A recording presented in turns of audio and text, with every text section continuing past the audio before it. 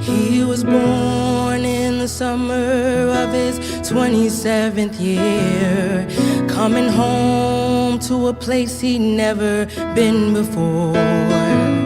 He left yesterday behind him. You might say he was born again. You might say he found a key for every door.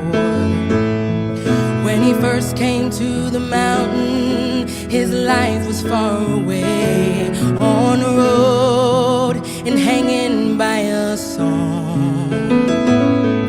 But the string's already broken and he doesn't really care. It keeps changing fast and it don't last for long. But the Colorado Rocky Mountain High, I've seen it rain and fire in the sky. The shadow from the starlight is softer than a lullaby. Rocky Mountain High, Colorado. Rocky Mountain High, Colorado. He climbed Cathedral Mountains. He saw silver clouds below. He saw everything as far as you can see. And they say that he got crazy once and he tried to touch the sun, and he lost a friend but kept the memory. Now he walks in quiet solitude, the forest and the streams, seeking grace with every step he takes. His sight has turned inside himself to try and understand the serenity of a clear blue mountain lake. And the Colorado Rocky Mountain High, I've seen it rain and fire in the sky. Talk to God and listen to the casual reply. Rocky Mountain High, Rocky Mountain High, Colorado. Now his life is full of wonder, but his heart still knows some fear of a simple thing he cannot comprehend. Why they try to tear the mountains down to bring in a couple more people, more scars upon the land. And the Colorado Rocky Mountain High, I've seen it rain and fire in the sky. Though he be a poor man, if you never seen an eagle fly. Rocky Mountain High,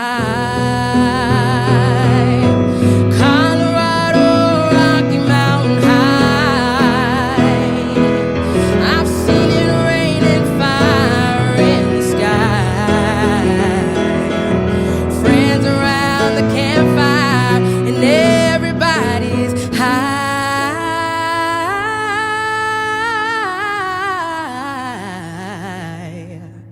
Rocky Mountain High, Colorado. Rocky Mountain High, Colorado. Rocky Mountain High, Colorado. Oh, Rocky Mountain High, Colorado.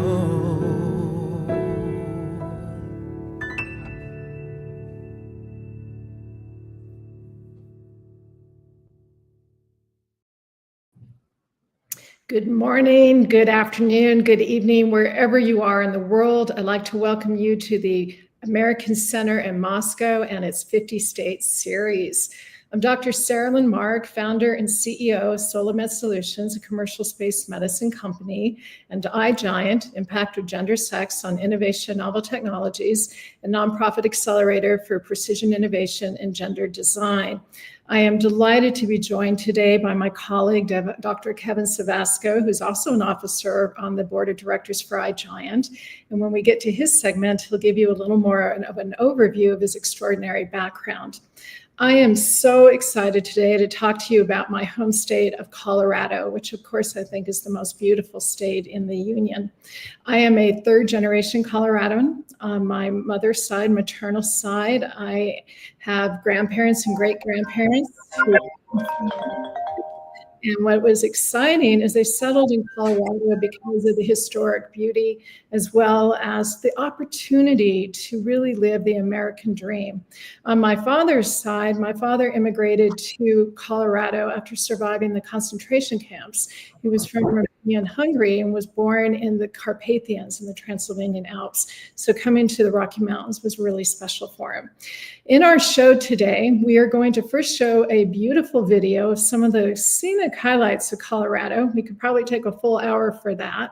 And then I'm going to give you a geologic and historical perspective of this great state.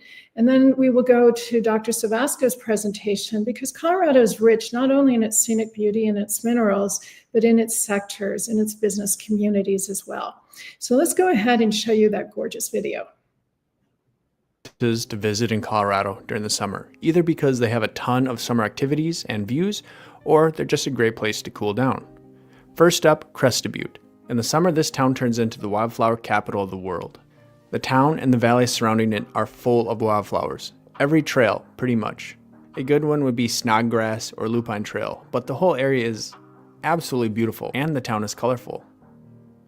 It's also known as Adventure Mecca of Colorado, where you'll be fishing, hiking, biking, festivals. This place is just a whole lot of fun, and the restaurants on Main Street are actually pretty good for a mountain town. Also, if you're interested in any of these towns, I have made videos on each one and what to do there. Check them out on my channel, or I might just put a link up in the corner. Next, we have Pagosa. This beautiful river town is an awesome place to cool down as you float down the San Juan River. And there's even hot springs right on the riverbank if you want to warm right back up. In early summer, the hiking here is phenomenal. The valleys are full of raging waterfalls. A nice easy one would be to see Treasure Falls right off of Wolf Creek Pass. But the town is surrounded by wilderness, including Colorado's largest wilderness to the north, Weminuche. They also throw a pretty good 4th of July celebration here. Next, we have Aspen. The town is pretty ritzy, but it is a very walkable town with plenty of places to cool down, like the fountains right in town, or the John Denver Sanctuary, or my favorite, Huron Park, right on the river's edge. Above town is the Roaring Fork River, where many people float down this easygoing river. There's even little signs where it tells you where you can put in and take out your tube or raft. And of course, you can go check out the Maroon Bells and do some hiking in that area. Next up, we have Leadville. This town is way up there in elevation, so it's not extremely hot, and is surrounded by Colorado's tallest peaks. Mount Elbert, Colorado's tallest, is a relatively easy 14er to hike, although still a 14er, so you should go prepared. There's a ton of camping opportunities around town, especially west and southwest of town. Turquoise Lake has a few campgrounds around it, and so does Twin Lakes, both of them beautiful summer destinations.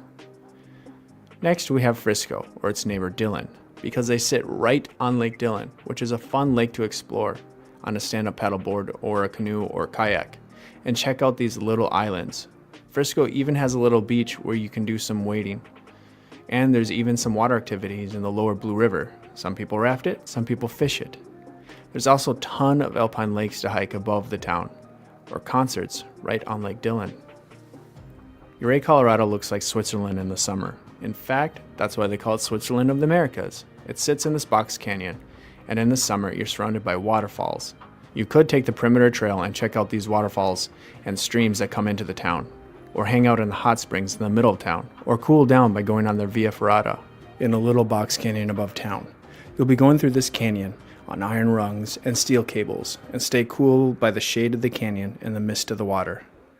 Also, the longest set of dinosaur tracks are located here.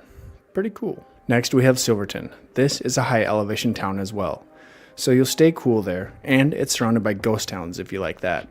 Or off-roading. Rent yourself a side-by-side and go flying down the road and up into the mountains. You'll cool down fast. Or go hiking to the beautiful ice lake, where the whole hike you're surrounded by wildflowers and waterfalls. Next we have Telluride, also kinda looks like Switzerland. Main Street is absolutely beautiful in summer, especially with views of Ingram Falls right from Main Street. And as you drive farther down Main Street, you're gonna see views of Bridalveil Falls. I love their town park here, and right from the park you can go hiking up to Bear Creek Falls. There's also a fair amount of off-roading, with Bear Creek Pass and Imogene Pass being very difficult. Although Last Dollar Road is a nice easy one. And to get in even more views, you can take the free gondola ride that goes from the town of Telluride up to the ski resort. Next we have... So as you can see, we can go on and on about the beautiful state of Colorado through these videos, but we're going to show a lot of it for you in slides.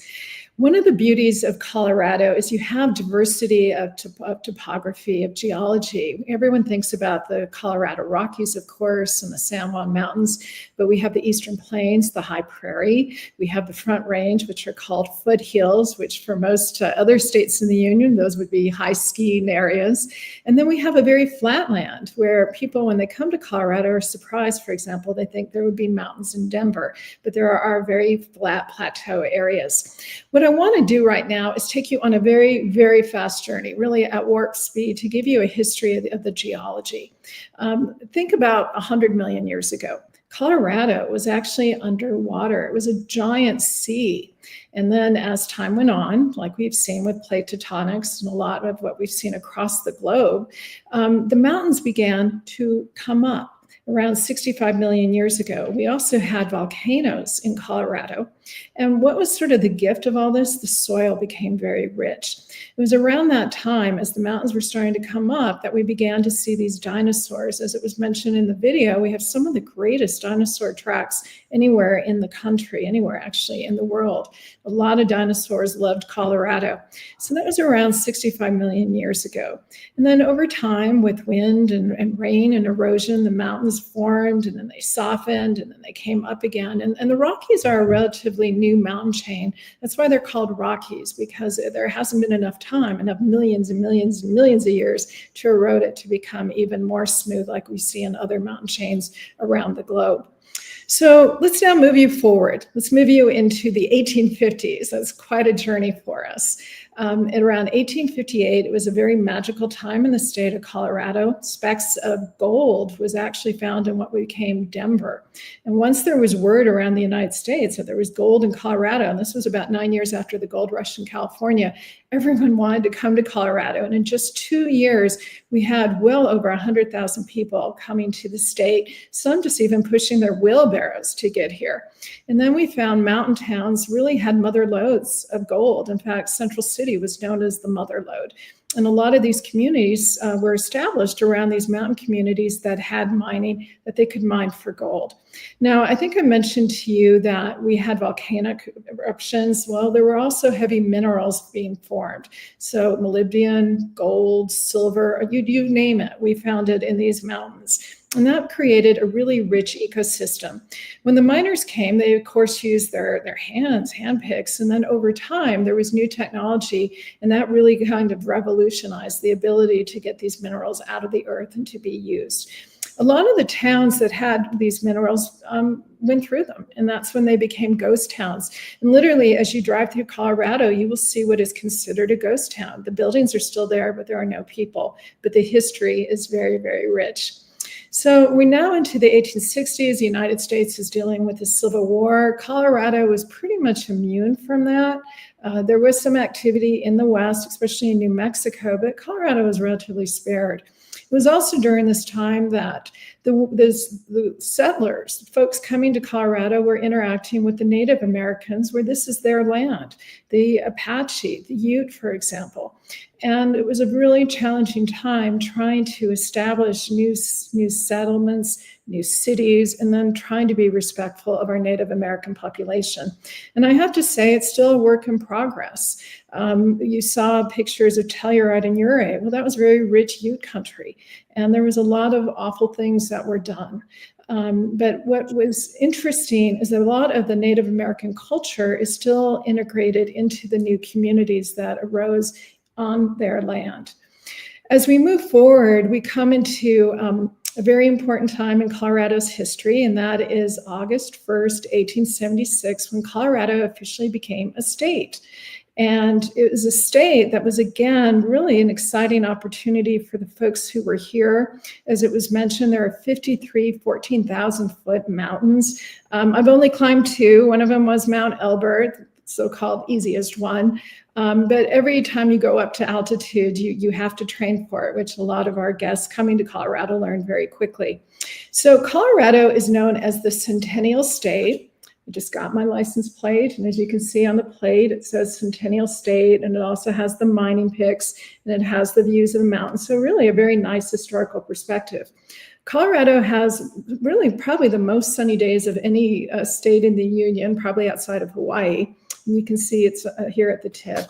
And the good news about that is we have a lot of sunshine. The bad news is that we can have very dry, hot weather, and there are a lot of fires. Colorado right now is in a drought. We've had horrible fires. People have been evacuated. We lose a lot of our grasslands. We lose a lot of our trees in the mountains. And so you have to become very conscious of what you're doing in the state to protect the community. As we come into the 19th century, a lot of communities developed around Colorado. I mentioned Denver became the capital. In fact, when you see the capital in the capital, it has a gorgeous gold dome. So let's go forward now. Let's go into 1976, another milestone in Colorado's history. We are the only state in this country to actually give back the Olympics. Colorado got the Olympics. People were very excited, but not everybody. And Colorado voted to give it back because they felt that there would be too much development. Ironically, during the early years of the COVID pandemic, everybody came west again. They came to Colorado from Texas, Florida, California. So you couldn't stop. You couldn't stop development. Unfortunately, I think the funding that would have come with the Olympics did not come with this. So our roads are pretty crazy and pretty crowded. But again, everyone wants to come to Colorado for its scenic beauty.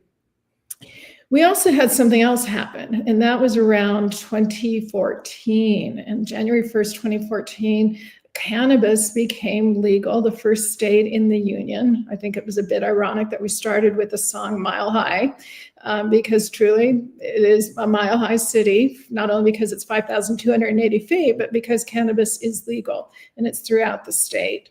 And there's some interesting challenges with that. Perhaps we'll talk a little bit about that during our Q&A. Now, coming into this time period, there's been a lot of technological innovation in Colorado. The legislature, the governors have really put a lot of effort to ensuring that the industry around technology really grows, really evolves. Recently, I became a commissioner for the Office of eHealth Innovation.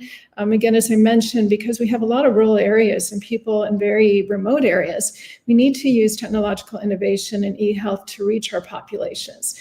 So with that, we also have a very burgeoning space industry. Many space companies have developed. We have the Colorado Space Business Roundtable. We have the spaceport here as well. And I love the sign outside the spaceport when it says the first mile is free. And that is so true. I think what we have seen with Colorado is there is a lot of scenic beauty, but there is also a lot of innovation and a lot of creativity and a lot of arts and a lot of sense of pride to be in a state. But with that, we need to protect it. We need to protect its natural resources. We need to protect its people. And we need to protect the opportunities to evolve as we go into our next century. So with that, I am absolutely delighted to introduce my colleague and friend, Dr. Kevin Savasco, who's going to give you a wonderful road trip. And I know you're going to enjoy it. Kevin, on to you. Thank you very much for the introduction, Sarah Lynn. There we are. All right, so I am Dr. Kevin Savasco, and thank you so much for inviting me to speak about Colorado. Let's start with this beautiful backdrop of bison walking near Denver's Colorado skyline and the Rocky Mountains. I think this was just a perfect way to start. And as Dr. Mark mentioned, it's 150th anniversary. I've lived in Colorado for more than 4 years, so not a multi-generational Coloradan like Sarah Lynn. I was drawn here by mountains, hiking, skiing, and the state's reputation for an active, healthy lifestyle. That interest also connects closely to my professional background. I hold a doctoral degree in epidemiology, so forgive me, but throughout the presentation, you'll hear me comment about health, environment, risk, and how place shapes people's lives. I currently work on a National Foundation grant with George Mason University, but before and alongside my academic work, I volunteered with several health-related organizations, including supporting patients at the National Institutes of Health, working with Sarah Lynn at iGiant, working with health education organizations such as HOSA and the George Mason University Foundation. I'm also a courtesy faculty at the University of Florida One Center for Excellence. So today I hope to share Colorado as a beautiful place and how the landscape has shaped history, culture, economy, science, and recreation and health. Many of the images in the presentation are from my personal collection, so I hope you enjoy them. So let's start with a picture of a jigsaw puzzle. So I would use this to teach my children about the United States. This is a jigsaw puzzle, which means every state comes out and they would work diligently to put them all back in. So they learn how all the states fit together. There's little pictures of what typically happens in each state. So you'll notice on the east, there's lots of state boundaries that follow rivers and mountains and such. But in the West, we grew quickly, and there's so much space that a lot of these lines are drawn by longitude and latitude. So there's a joke that we live in one of the big square states. Oh, and by the way, the shape of the state is very close to the shape of our flag.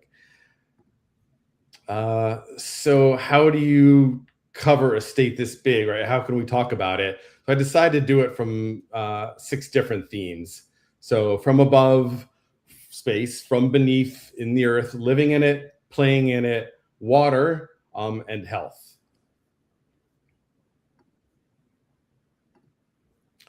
So first, from above, Colorado's divided broadly into 2 landscapes. So the Rocky Mountains cover much of the western half of the state, while the eastern half opens into the Great Plains.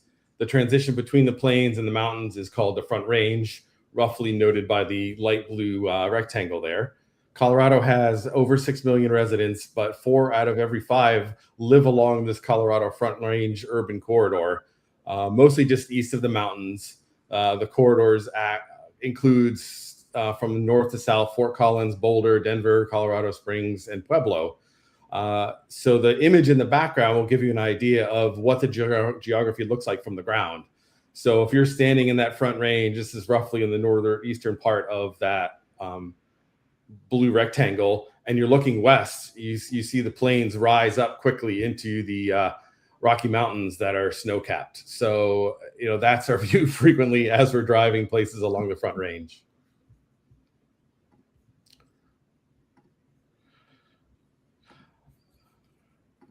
So next, let's look at Boulder from above, from a space and time perspective. It's home to the National Association of Atmospheric and Administration Space Weather Prediction Center. So space weather. So when the sun throws off material and it comes towards Earth, it can affect GPS, satellite navigation, radio communications, electric grids, aviation's operations. So keeping track of that so we can prepare is done out of Boulder, Colorado.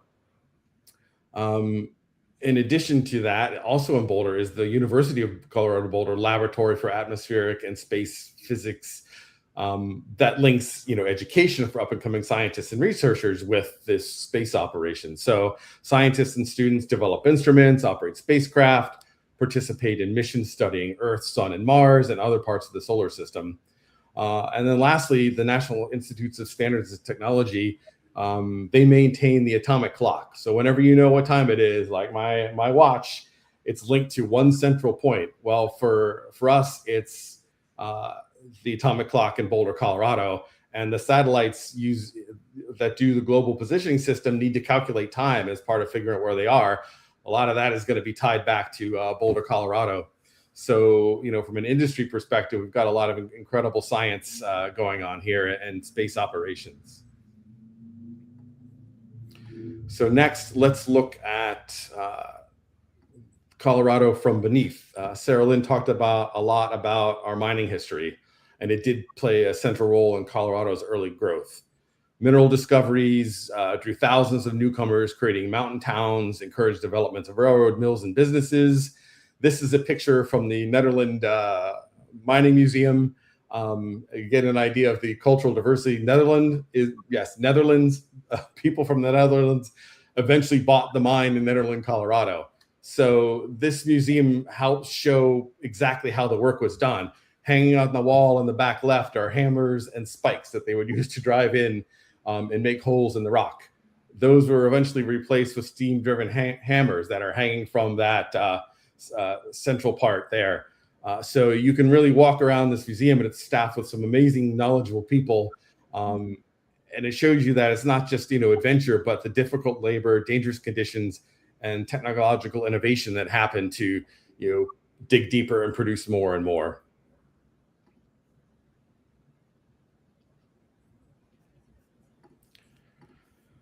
So mining helped Colorado, turn from a sparsely populated territory into a network of towns, railroads, industries, and cities. The story accelerated when the gold rush happened just before 1860, when thousands of migrants came west under the slogan, Pikes Peak or Bust. Pikes Peak being like the biggest, largest mountain you can see along that front range. During the mining expansion, Colorado became a state in 1876. Early prospectors searched for streams and surface gold, so they were just wandering around on top of the land. Eventually, they followed those seams into the ground and started digging. So it became more about companies and machineries and mills and paid labor. The railroads were built to haul the materials to market. The gold eventually turned into silver discoveries, creating such boom towns as Leadville, Aspen, Silverton.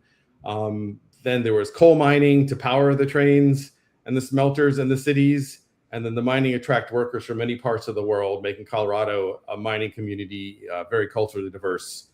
Unfortunately, this industry creates long-term health effects long after mining stopped, with lung diseases and workplace injuries. My great-grandfather was a coal miner out on the East Coast, and he died of mining-related lung disease in his early 50s. So we have progressed tremendously in keeping miners safe since then. But, as people get injured while they're working, that makes it more expensive, and the toll, it was great. If you look at these pictures, the one on the left is the Durango-Silverton Railway. So that's how they got ore out of Silverton down to Durango. And that's currently a train that you can take as a tourist. And any of you Tour de France fans, there's 2 riders in the Tour de France going on right now from Durango. So we're very proud of them. On the right is a mine that's still intact, at least from the outside, in Idaho Springs, Colorado. And as you drive around the mountains, you constantly see tips and wagons and mine entrances to show that, the history of Colorado is still visible. So what happens to those mining towns? So they went boom in the late 1800s, with thousands and thousands of residents, lots of investment, beautiful architecture, and some became small villages, some became ghost towns, and some became, destinations for tourism and casinos. So, for example, Gold Hill is now a town of just 218 people. A lot of artists live there, people who want to sort of be near the city but also get away.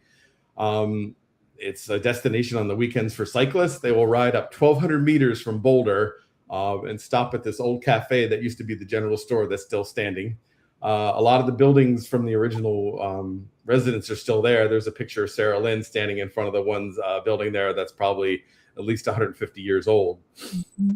Russell Gulch didn't see the continuing population. It's what she said is a ghost town, so nobody lives there.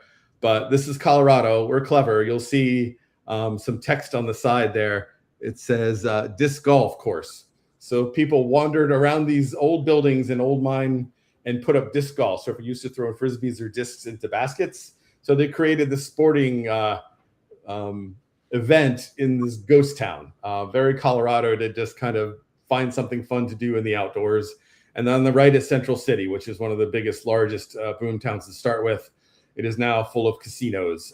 So if you like to gamble, they kept the architecture, which is beautiful. But there's also a lot of history in that town, and they've turned a lot of the older buildings into museums. That's fascinating to see who's been there over time.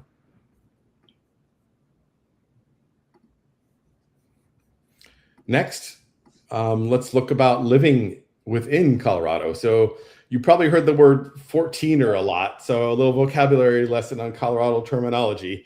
Denver is 600 meters, 1,600 meters above sea level, but the mountains are higher. So this photo is near the Breckenridge Ski Resort, and there's mountains around there that are 14,000 feet or higher. That's about almost 4,300 meters above sea level. And there are officially 53 of them ranked 14ers or above. At altitude, hikers and skiers, you must be prepared because you're inhaling 40% less oxygen with each breath compared to sea level. I hiked Pikes Peak, and when I got to 12,000 feet, it was hard to breathe. I'd had to stop every 100 steps or 200 steps, catch my breath, let my heart catch up, and then plod on again. So, proper hydration and giving your body time to adjust is really important. So the culture and history. So the landscape shapes where we live, as the residents, how we spend our weekends, whom we socialize with, and even, why I moved to the state. So hiking, skiing, cycling, camping, climbing, fishing, rafting, trail running, these aren't just vacations we go away from because we're in the Front Range and we live near the mountains. These are ordinary parts of our life that we can do, every weekend and whenever we take an afternoon off. So for us, we learned hiking often begins before sunrise to reduce exposure to afternoon thunderstorms. This is a personal lesson. The second picture, that's me on the left, having a beautiful break looking over a valley. And then that's my wife. Before we learned the lesson as a newcomer to Colorado, we end up hiking in the afternoon, checked the weather, shouldn't be a problem, got out there, and we got pelted by a hailstorm. So yeah, balls of hail about this big were flying down at us from the sky. We were hiding behind trees and under rocks. It cleared, we were fine. We started hiking again. And then another similar storm came. So we are very early morning hikers now. We get out and about. But Colorado's history did not begin with the gold rush or when I got here or when statehood. The indigenous people lived here, and traveled throughout the regions for thousands of years. Mesa Verde was home to thriving communities. It's a beautiful place. The ancestral Pueblo lived in Mesa Verde region for more than 700 years, from about 600 to 1300 BCE.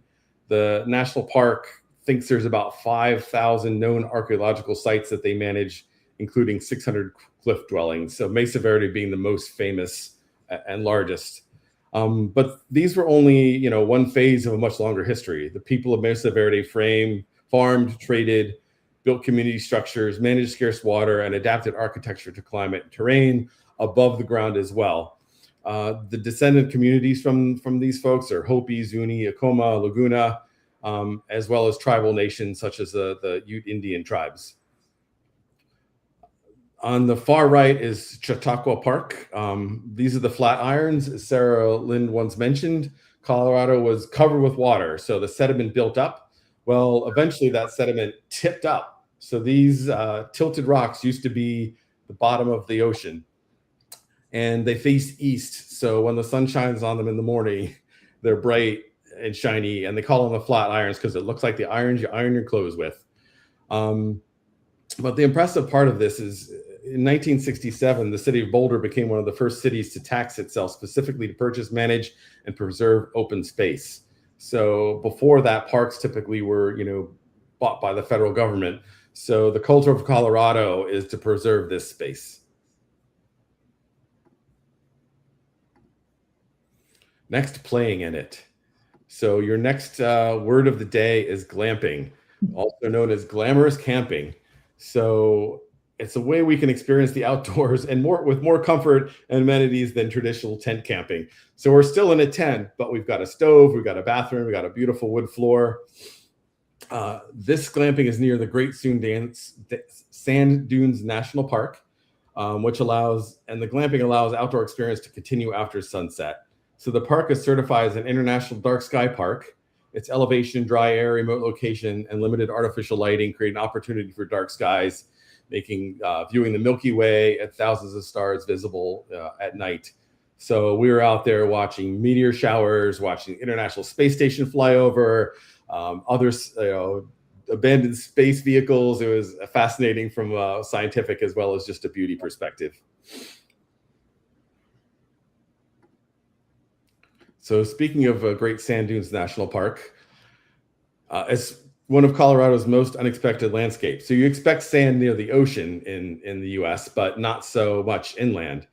So at the eastern edge of this broad San Luis Valley, there are enormous sand dunes rising directly in front of the snow-covered Sangre de Cristo Mountains. These are the tallest dunes in North America, reaching 226 meters. Over 100,000 of years, streams carried sand and sediment from glaciers from the surrounding mountain ranges into the valley. The sandy material accumulated in ancient lakes, including a large body of water. And when these lakes shrank and disappeared, that left this sandy soil exposed on the floor.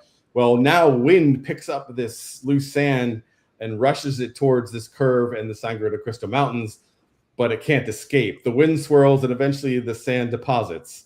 So it's been doing this for so long that it's piled up 226 meters of sand. And because we're Coloradans, we'll take, like skiing downhill or riding a sled downhill in the snow, we'll ride sleds down dunes. And on the top right there's the outside tent of our glamping headquarters.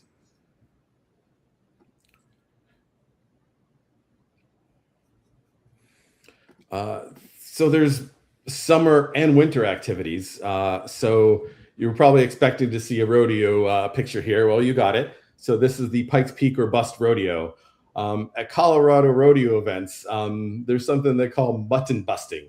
So mutton being lamb stew. And if you look at that picture, there's a child clinging to the back of that lamb, and it will run and try to knock them off. So yes, this is an activity to introduce children to rodeo culture. It's playful, but it also reflects that, the larger community tradition, built around horsemanship, livestock, county fairs, and agricultural life. And they are wearing helmets. It's fascinating to watch. The skiing image is very different. So during the winter, up in the high Rocky Mountains where there's snow, a lot more sophisticated equipment, a lot of physical skill and activity, and you're up, 12, 13,000 feet doing the skiing. So skiing is now a major tourism industry and part of the lifestyle that drives many people to the state. From Denver, we can be out in ski resorts in an hour and a half. So, it is absolutely, you can make it a weekend activity, almost every weekend. So let's next pivot to more of an urban setting, Denver. So Denver is often introduced as the gateway to the Rocky Mountains, but it's also a city with its own strong urban character. It can be whimsical and sometimes irreverent. So the far left is a immersive art exhibit called Meow Wolf. So here they've glued books together and created a sofa. As an example of a reading area, there's a 4-story indoor conference center just full of this wild and unbelievable art that you can just walk around and be completely baffled and immersed. It's absolutely amazing. From an architecture perspective, where we have Little Man Ice Cream. So they operate a building shaped like a giant milk can to buy ice cream, turning an ordinary neighborhood ice cream shop into a local landmark. Oh, and by the way, there's a restaurant just up from that used to be a mortuary, where, when you died and they view the body and you bring your family in. Well, that's now a restaurant called Linger that's got a mortuary theme. So, we can reuse space and be very irreverent and try not to take ourselves too seriously. But the great thing about Denver is we try to bring that outdoors into the city. So we have a lot of parks and bridges, so we can stay active in the city as well. It's a beautiful place to walk around. So next, water. We're up in the high Rockies. It's very arid here, and we're a headwater state. So that means a lot of the other rivers start here in the Colorado River, Arkansas River, South Platte River, and much of that water comes from the picture that you saw earlier with the skiing, that water will melt. That snow will melt and turn into water, end up in the rivers. And here, example, more snow still on the mountaintops in May. So about 15% of the land in Colorado gets about 85% of the water, and this will run off. And most of this water is used for agricultural purposes, but there's a challenge with that. It's called the Continental Divide. Mhm. So the water falling on the west side flows towards the Pacific, and the rain that falls on the east side flows towards the Atlantic. Most of the rain and snow happens on the west side, but most of the agriculture is on the east side.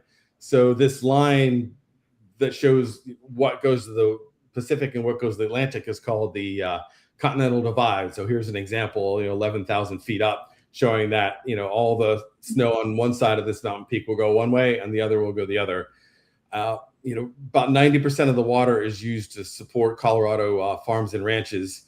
So there's a lot of infrastructure to get the water from the west side to the east side, and up in the top right-hand corner is an example of a pipe. There's also a lot of tunnels as well.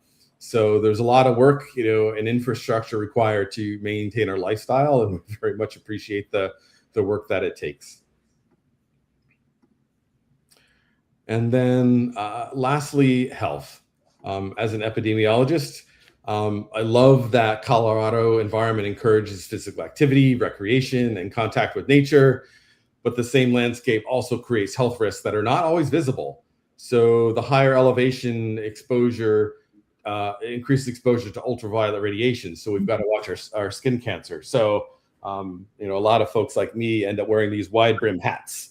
So it keeps the sun not off just my face, but also my neck. So yeah, it's very characteristic of the West to wear hats like that, but now you know why. Also, as Sarah Lynn mentioned, wildfire smoke can travel well beyond the fire itself. So we've got fires from Utah, Minnesota, Canada, depending on the breeze, will drift in. And that brings particles of various sizes, and particles less than 2.5 microns can go through the lungs and enter the bloodstream. Larger ones, 10 microns, can still enter the lungs and cause damage. So before you go out, and choose an activity, we frequently get or watch for smoke warnings. There's also ground level ozone that can build up in the Front Range, which isn't healthy as well. So you might want to plan your days to avoid, high ozone exposure. And we put warnings out to try to, reduce driving to make that less of an issue and take public transportation. There's also outdoor sports. So here's a picture of a paraglider. There's in this particular instance, I was hiking in the mountains, and there were people walking up with these giant backpacks. So they walk up with that kite and all the strings and all the harnesses on their back. And here they're learning to paraglide. So they will assemble it and run off the side of the mountain and then fly around, catch up drafts, and stay there for a while and eventually land. But we, as we take on more adventure, we take on more risk, and you're risking, sports injuries and muscle injuries and joint injuries. So, everything comes with the risk. So we need to teach people to do it safely. So I was thrilled to see and talk to some of the people on how they were learning how to do this safely. Now the device on the right side is interesting. So I saw that at Fairplay, which is an old mining town. So it can help teach people, how to recognize the symptoms of diseases. You spin the little wheel around depending on what you're looking for. Is it tuberculosis? Is it some other disease? And you can see the symptoms and recommended treatments and possible outcomes. So it's kind of fascinating to see, how, diseases were possibly treated and diagnosed, decades and decades ago. Now we have telemedicine, so we can reach a lot of rural communities who might be away from that urban center where most of the hospitals and doctors are. So it's great to have the internet so we can, take some healthcare out. So I would like to thank you all for joining us this evening. This program was a part of the American Center in Moscow's weekly speaker series, continuing through 2026 with 50 states. We invite you to join us next Wednesday, July 29th at 8 p.m. Moscow time for the next event in the series, which will be on the state of Washington. But before we get to that, Kevin, we get to answer some of the questions from our audience. And thank you so much for that wonderful whirlwind tour of the state of Colorado. What's interesting is I've been to so many of those areas that you talked about. Often people ask me, what was it like to grow up in Colorado? And it really jaded my view of the universe. So for example, I could identify west by where the mountains are located. So when I moved around the globe, I was always looking for mountains, and I could never figure out whether I was west or east because I lost my North Star, so to speak. We also, I remember in my physics class, we were trying to learn what it was to understand forces of gravity. So our physics teacher got a yellow school bus, put us all on it, and then taught us how to cross-country ski. So as we fell, we understood the forces of gravity. So it was, real life experiences. But even when we were studying, ecology, for example, in botany, we would again go out into the wilderness. We'd go up to Rocky Mountain National State Park near Estes Park to see some of the oldest trees in the world. I think that's the joy of this state, is that you can actually experience it. But like you said, you also have to be careful. One of the stupidest things I did is that we would have snowstorms. We literally would have blizzards in the morning, and then by the afternoon it was sunny. And we would go to school in the snow. We never, by the way, had snow days. We always went no matter what. And then in the afternoon we'd sunbathe, and then it was even better because you got this extraordinary tan in the middle of the winter, and of course destroyed your skin. So it's a real love-hate between what we can do physically. And I just want to also say that the state has done a wonderful job trying to bring health to its public. So for example, the multitude of rec centers, for example, in Denver, they're free to seniors as well as to teenagers up to the age of 19, because they want people to exercise. They want people to have a sense of community. And of course that reduces health costs, but it also begins to entrain how to live a healthy lifestyle. So let's see if we have any questions today from our audience. Yeah, there are some in the chat. I think I'm probably a better fit for the first question if you want me to take that one. Sure. And why don't you go ahead and read it for everybody? Absolutely. It says, what's the ski culture really like? Is it a luxury thing, or do regular Coloradans hit the slope every weekend? So a luxury thing, is it? So I think for Coloradans, a lot of the ski resorts sell like season passes. So you can ski from November till April. And for us, the way we purchase it and go frequently, it's not too expensive. And if you buy your own skis, your own helmet, it's not too bad. But there's absolutely an industry where you can fly in for the week, rent an expensive condo, and it will cost you a lot for a lift ticket. But there are other options. There are smaller ski resorts. There's a couple companies that own a lot of the big ones, but there are other ski resorts that you can ski where it's not as expensive. And you can possibly stay a little further out of the towns and drive a little bit. So, I think it's sort of pick your experience, pick your budget.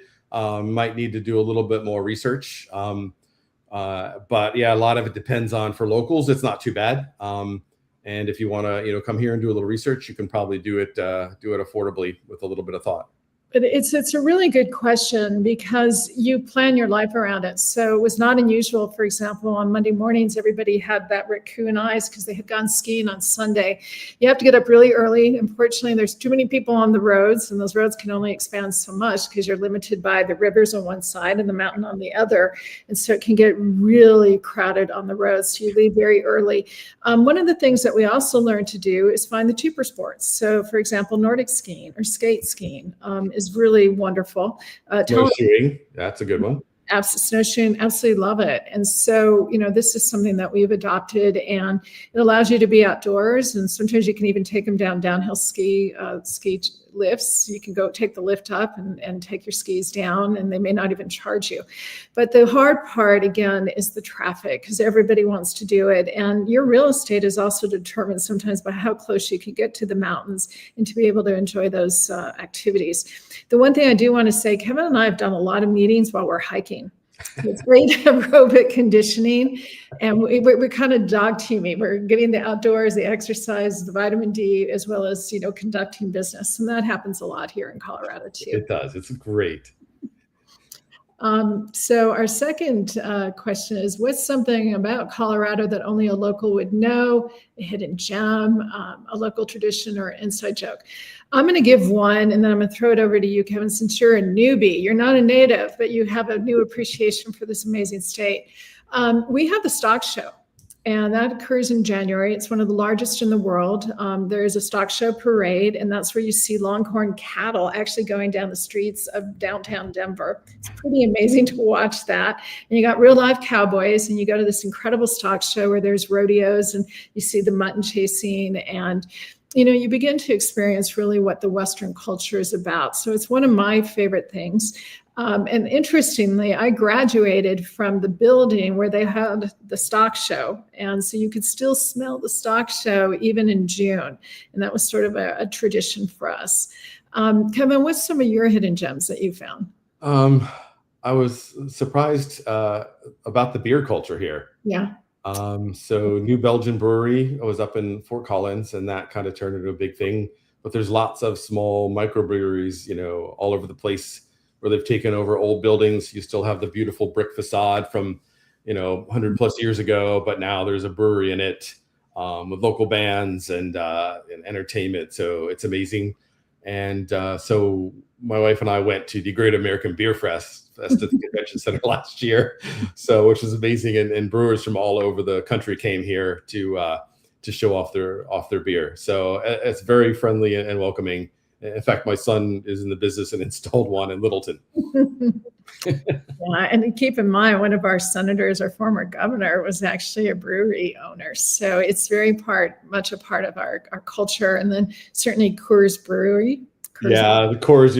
I don't know if you saw it in the rodeo picture on the bottom with the horse running around the barrels. It was sponsored by Coors. By Coors, and the Grand Marshal was Peter Coors this year. I've had the opportunity to work with Andrew Coors. I formed at the beginning of the pandemic, even though I was living in Washington, D.C., a Colorado Space Tech Task Force to repurpose technology to meet the needs of the pandemic.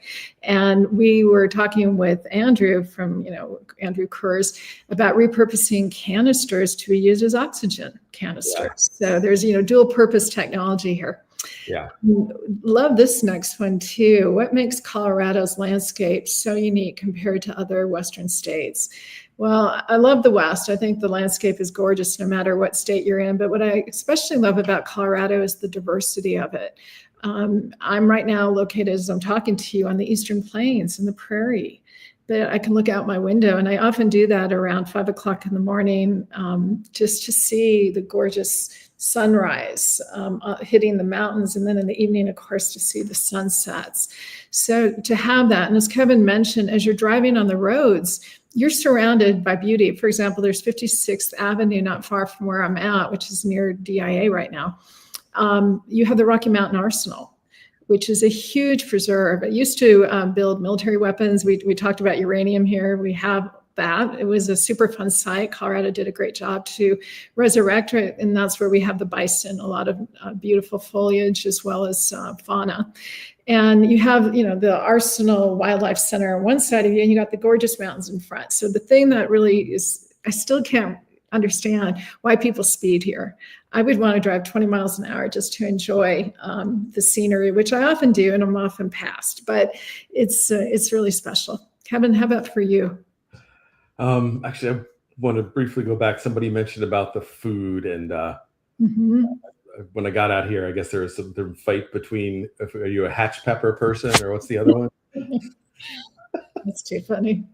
Yeah, there's a couple of different chili hot peppers, and you're in one camp or the other, and you go to some of the local food markets, I think it's Pearl Street. And there's going to be giant drums full of peppers that are roasting, and you see the people walking by, and on one side of the street, if they're a hatch pepper person or the other. So everyone has their sort of local cuisine and what they like. So I just wanted to throw that as an example. And a lot of taco trucks everywhere. Yes. Yes. So let's get to the next one. It's about the music scene. And of course, everyone knows Red Rocks. I have a couple things about that. Red Rocks is absolutely gorgeous, and it's got wonderful acoustics. We have some of the world's best performers there, as well as local bands.